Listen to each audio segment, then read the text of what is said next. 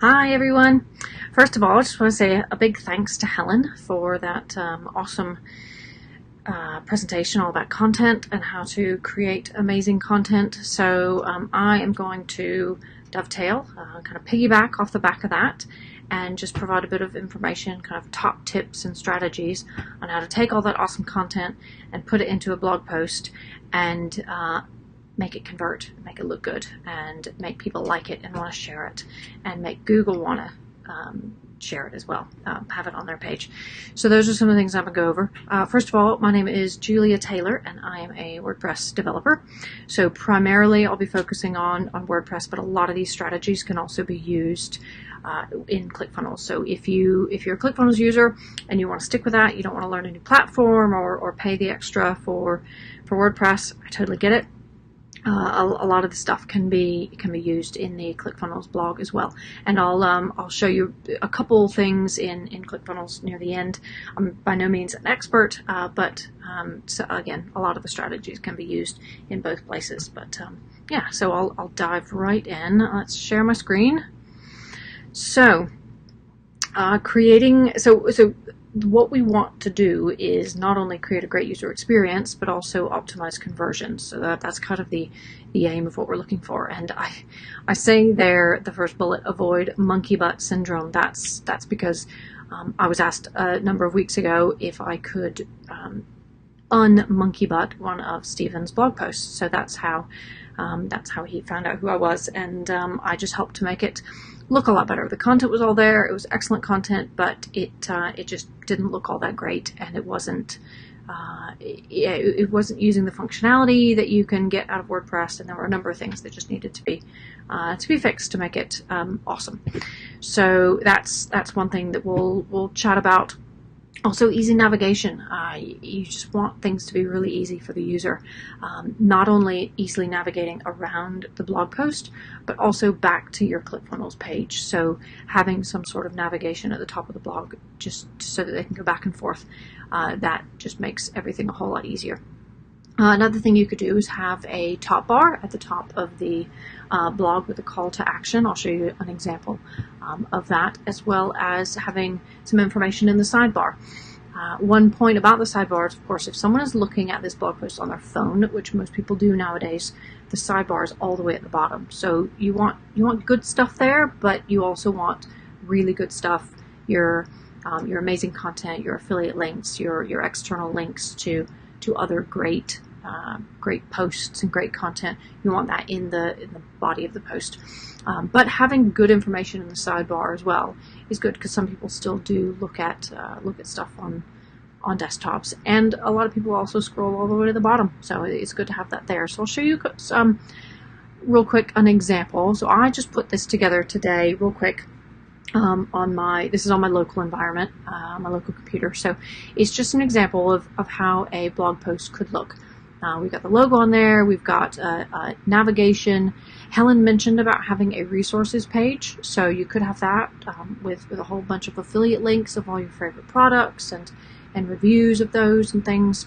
I've added this top bar at the top, so that's just an example of one thing that you could do in order for folks to easily jump on your mailing list or get a freebie, get that opt-in. And then here's just a quick example of this blog post that I did. I've got this sidebar with the chicken photo. Had to use that as well. I've got social sharing icons in there, so it's very easy for someone to share this blog post to Pinterest or Twitter or Facebook or any of the other platforms that you'd like. A good image at the top. And as you'll notice, the social, I'll tell you about this plugin towards the end, but the social icons pop back up at the bottom, so you've always got that option to share as well. Throughout the blog post, obviously it's not real content. I've just used some text in here. So I've added some bold text, some links, so you can kind of see how some of that text is broken up. We've got a call to action. Some bullets and things. So this is the example post that I've put together for this today. So let me go back in and see. Yeah, we talked about the navigation and the top bar and the sidebar. So in order to un-monkey-butt your blog post, some really easy things to do just to throw in. And again, this isn't solely WordPress. This can be done in ClickFunnels as well. Call to actions. It's typically recommended that you have something in the first third of the post, and then again at the bottom. So that's what I'd recommend. It's a good place to put those. Multiple headlines, definitely. You want to have those throughout. And we'll get on to search engine optimization here in a bit. But with the headlines, it's you want to put that keyword in your headlines, definitely. You can have sub-headlines as well if you'd like. Entirely up to you. Short paragraphs, again, that just makes it really easy on readability for the user, rather than kind of having to strain and see a whole load of text. So short paragraphs are great. White space is always good. It just doesn't seem like it's such hard work to read through. Bullet points, numbers or bullets, block quotes as well. Those are really easy to do. I'll show you how to do block quotes, and also a functionality called click to tweet, which comes with one of the plugins that I'm going to explain near the end. But that's just another way to break up the text, have something that looks different, and it's also a really easy way for someone to share that if they're big on Twitter. I would also recommend if you're setting this up in WordPress is to choose a theme, and I would recommend a premium theme, just because you get so much more from it. Choose a theme that already looks how you want it to look, so you don't have to do a whole lot of customization. You don't have to pay for someone to go in and kind of change things around. And there's so many great premium themes out there. There are good free ones, and if you want a free one, I would recommend that you use one of the WordPress-owned free ones, the 2016 and 2017. Those are good. But if you've got the cash and you're able, I would highly recommend premium. Personally, the ones that I use all the time is on the Genesis framework and the Genesis child themes. There's loads to choose from. They've got great different themes and styles and blog post styles and things, so you've got loads and loads to choose from. There's a huge community around the Genesis framework, so there's always people that you can ask for help if you need to, and they're developed really, really well. Clean, elegant code, and all that means in non-tech speak is speed. So and nowadays speed is so important. So getting a premium theme, it's got a good reputation, it's got a good community behind it, and it looks how you want it to look. Those are the big things I would recommend. And then make it easy for people to like and share your content, and I'll show you that with a social sharing. I just showed you that social sharing plugin. It just makes it so easy. If someone likes what they're looking at, you can share it very, very easily. Don't make it hard for them. So those are a few top tips there. So I'll show you here. Like I said before, we've got the social sharing buttons. We've got some bold text, some italics. We've got call to action. We've got headline, short paragraphs, some bullet points, some links, another image, and then this is a block quote. And most themes come with block quote styling already in it. This was how this theme came out of the box. I put this together in less than half an hour, so it's all pretty well put together for you. You just have to put the information in and format it a bit, but it's easily done.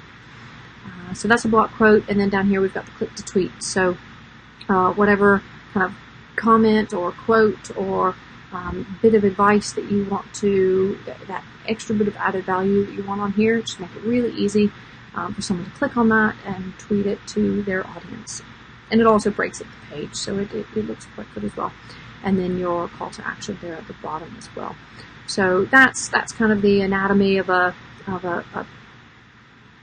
blog post that I think, I guess, personal opinion, but it's clean, it's easy to digest, it's got all the elements that really make it easy to share, and it makes Google happy and all those things. So right, moving on to SEO.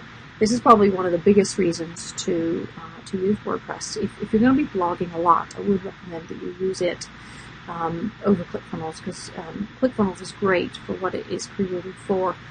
And if you do blogging in there, it's quite repetitive, and you have to kind of repeat yourself over and over again and keep adding in stuff. So whereas this, it's once you've got it set, it's pretty easy to just keep adding in more.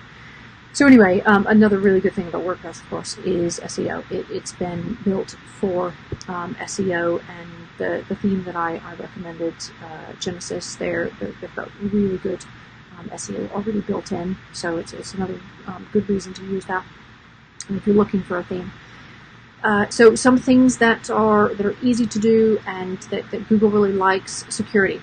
So you want to make sure that your WordPress blog or ClickFunnels blog has an SSL certificate. So you want to make sure that you've got the green, as you can see just up here, you've got the little green lock and the secure, and that just means that you've got an SSL certificate on that site.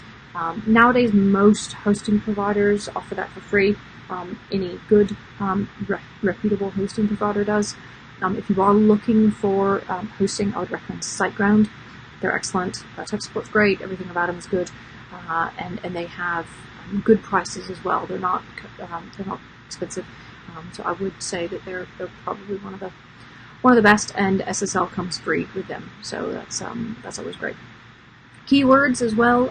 Once you go through all the content and you pick your title and you've gone through all that, through all the training and information that Helen just went through, you wanna focus on those keywords and use them throughout. The body of the blog post, in your headlines, your image alt attribute, and I'll show you where that is, and in the actual blog post URL. So you want to just use the same words throughout, and then when Google crawls your site, they'll see all those and they like that. Internal and external linking is also another really good thing that Google likes. So internal linking to your own blog posts, so you could have a related posts, or if you say something about some great bit of content and you have another blog post that's similar to that, you can have a related post, or link it to someone else who has a really awesome piece of content that Google loves. External link that out to someone else. But one note, if you do any external linking, you want to make sure it opens in a new tab, and I'll show you how to do that as well. And then, of course, Google is very, very smart, much smarter than we are, and they know quality over quantity. So I'd say put so much more effort into the quality of the blog post versus just lots and lots of random words for the sake of it. So those are just some things that are easy to implement and that you can keep in mind as you're going through this. Okay, so I said I would show you the keywords, the image alt tag. So let's go back in here, and then if we go to the media library, when you upload images in here, let's see. So this is the one that I uploaded, and the title is the exact same as the title of the blog post. The alt text is also the same. So you want to make sure that your keyword is in this alt text. And then also the file name, you want that to be the same as well. So that consistent kind of naming convention throughout is important. So that's where you do the image alt text. And then external linking, I'll show you in here. So let me put this in visual so it's a bit easier. So let's create a new link, and we'll say tongue turkey. I always like to use the bacon lorem ipsum just for a bit of fun. Tongue turkey, and then add a link, and then we'll say google.com, link options, and it's just here. Open link in a new tab. Add that in. Of course, I didn't. So you want to apply, and then edit, and then open link in new tab, and then update. So you want to make sure that any external linking, you want it to open a new tab, so that if someone clicks on that, they're not going away from your site, they're just getting something extra. You never really want anyone to go away from your site. Okay, so those are some basic kind of easy SEO things that you can keep in mind as you're putting the blog post together. I'll show you as well a great plugin, how to make that easy, and that very nicely segues into the final bit. So plugins. This is one great thing about WordPress is all the extra functionality you get with plugins. So these are the ones that I would recommend for this purpose. There's so many out there, and for all the websites that I build, depending on what the client requirements are, it depends on what plugins I use. And if, for example, depending on the hosting provider as well, security and backups plugins may not be necessary because the hosting provider might take care of that for them. So it all depends on every situation, but for the purposes of this, I think these are the important ones that I would recommend. Yoast SEO is a very, very popular, probably the most popular search engine optimization plugin, and it just makes it very easy for you to optimize your post. So once you have it uploaded and activated, you'll see this Yoast SEO, and there's some stuff in here that you'll want to go through and add everything so it's applicable to you and your social media platforms and things. I won't go through that just because it would take forever, and there's lots of other blog articles out there about how to do that. But once you're on the actual blog post, when you come to the bottom, you'll see this section, Yoast SEO, and this is where you want to optimize each blog post. So you want the title and the description. You want to edit those. So this is exactly how it will show on Google. So you want to make sure that your SEO title is exactly what you want it to be. You want to use your keyword in there as well. And then your meta description, you want that to be exactly. And as you see, we've got this green bar. So if you go too long, it will get really red. So yeah, so all of a sudden it goes orange because there's only so much space in Google for so much text. So you want to keep an eye on that and make sure it stays green. And then this is where you put your focus keyword. So this is the one that Yoast SEO uses throughout the whole blog post to make sure that it's fully optimized. So it doesn't have to be one word. It can be multiple words. It's entirely up to you. And when you first do it, you'll probably have some orange and some red things in here to fix. And then you just want to go through and read what it says and implement their suggestions. And ideally, you want to have a keyword, have that as green. Readability, my readability is not good on here because I'm using lorem ipsum text. It doesn't make any sense. So it wouldn't really understand that. But as you go through, make sure that you have the readability has a good score as well. And you can also come in here on this social tab. And this is where if you or someone were to share your blog post on Facebook, this is if you can tell it what you want the title to be. So it can be, if you don't put anything in there, it will use what you already have in here.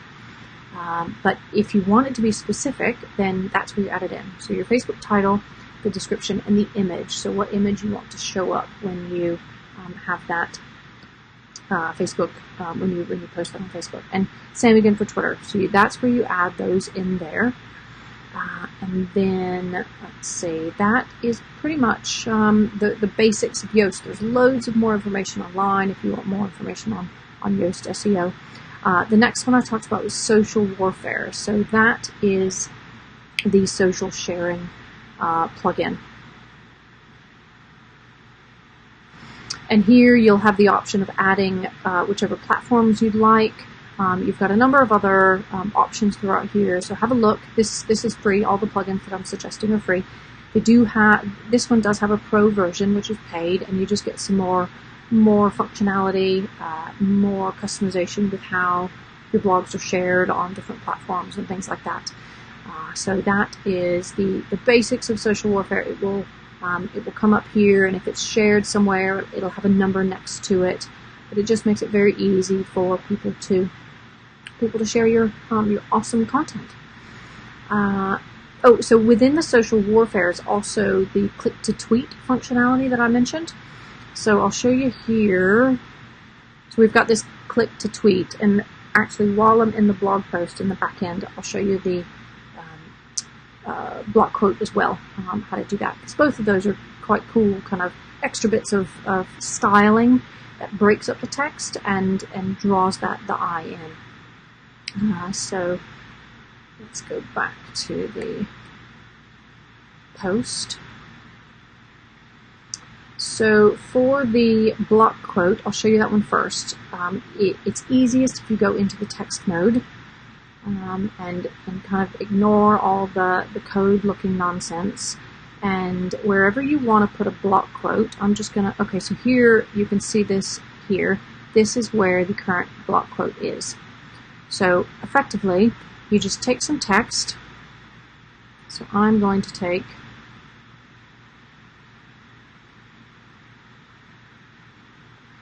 that bit of text, and I'm going to create a new block quote. So I'm just going to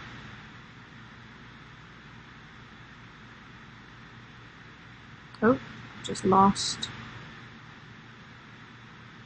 everything. Okay, let's try that again. Sorry about that. Live block quoting. Let's try that again. Okay, so that text, we want that to be a block quote. So all you do is you highlight it, and we've got this bit here, B quote. Just click on that, and that's it. You've got your block quote. So I recommend anytime you make any changes, whether you're in the View or the Text tab, just click on Preview Changes, and then you can go through and you can see, let's see if we've got our extra, yep, there's our extra block quote. And then once you're happy with it, you can update it, and then that's it. It just guards against updating before you're really ready. And then, okay, so that is block quote, and the next thing I'll show you is the click to tweet. So I'm going to go back into the visual mode, because that's where that functionality is. And let's see, so right now the current click to tweet is just here. You can see that there with the short code around it. So let's create a new one. Let's go with this. So I'm just going to use that. And then, so we want the click to tweet to go there. So you've got this little Twitter icon, and that again is by Social Warfare. So if you click on that, you tell it what you want the tweet to be, and it'll tell you how many characters you have, and then what you actually want the quote to look like in the article. So they can be different. And then you can choose the style. So I believe I'm using roll with the changes or don't stop believing. So let's use Freebird for this so you can see the difference. That's all you do. Pop it in. Preview changes. And then let's look at our new click to tweet is there. So that is just one of the other styles that you can do. So I think there's about 6 different styles for the click to tweet. So have a look at all those, and then whichever one you prefer. So that we just previewed. So let's go ahead and update it. So and then I very quickly just wanted to show you 2 other plugins that are really worthwhile if you're using WordPress. The first one is WordFence, and that's a security plugin, and the other one is Updraft Plus, which is for backups. Because if anything ever goes wrong, and you've worked so hard on all this amazing content, you want to make sure that your security is up to date, so you don't get hacked. And if anything does go wrong, you've got your backups, because you can't really rely on anyone else except yourself for your backups. So those are the 2 really important things that I would suggest. Those I'll show you in. So we've got WordFence and Updraft Plus. Again, they're both free. WordFence, once you get it installed, it'll ask you a few questions. You'll go through, and then you just want to go in and say scan. Run that scan. Once you do your first one, it will run a scan every day, and it will let you know if there are already issues. And then it will tell you what those issues are, and then you just go in and fix them. Most of the time, it's just plugin updates. There could be other things. So it does catch malware, so it is really good on that front. The other one is Updraft Plus, and this you can hook up to your Google Drive. You can hook it up to your Dropbox, and it takes a backup. You can tell it how often you want the backup to happen. So files backed up, do you want it to do, and I would recommend you back up your files and your database. And then you probably want to set it maybe daily, maybe weekly, how many it holds, but then you can choose which remote storage to have it sent to. So it's a very easy way. Again, once it's set up, it's done. It just works itself out in the background. So those are the two most important things that I would recommend. And of course, top tip: any chance that you're in your website, update everything, keep everything up to date, and you'll be much less likely to have any issues. So those are my top tips for WordPress. Actually, I've just closed out. I'm going to show you real quick in ClickFunnels, because I did say I was going to show you this. So I went into my ClickFunnels account, and I just thought I'll see what the template looks like. So this is the blog page template, and you can find that when you create a new page. It's in miscellaneous, and you've got those templates in there. So this, the layout's all there. You've got everything already there, ready for you. Just the headline. You can add everything in. You can add line breaks. You can add images. You can do everything. I mean, y'all know ClickFunnels better than I do. So there is absolutely that functionality within ClickFunnels, and I would just say to use some of the unmonkey butting techniques that I mentioned, just to kind of break up the text and things to make it user friendly and really good readability as well. And also, I'm sure you already know, but make sure you set your SEO metadata if you're doing that in ClickFunnels. So again, whether you use WordPress or ClickFunnels, a lot of the techniques still apply, but hopefully that was worthwhile and useful. And thanks again. It has been a pleasure, and we'll see you around.